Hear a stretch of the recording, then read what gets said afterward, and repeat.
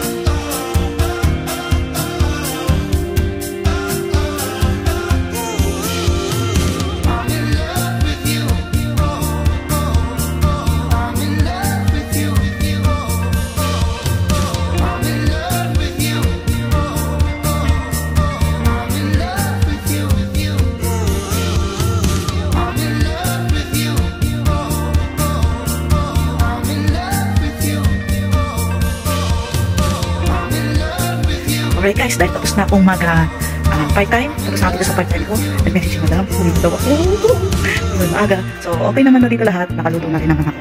So, bihira lang ito mangyari, ngayon lang ako makakawin ng maaga.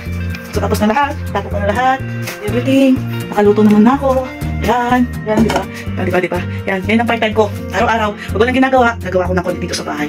At the same time, pag nandito yung mga bata, yun, lagi lang sila nakaupo doon. Tapos ako, nakaupo lang din ako dito, hinihintay. Pag dumating na si madam, okay na, uwi na ako. Pero ngayon, nag-message sa akin, sabi niya, pagtapos na ako dito, uwi na ako kasi may pupuntahan sila ng mga bata. Yuhuu! Holiday naman, hindi naman. Tapos ang trabaho ko, so, yun nga. Bye-bye! Bye guys, uwi na tayo! Thank you, madam. Ready out tayo ngayon. Bye guys!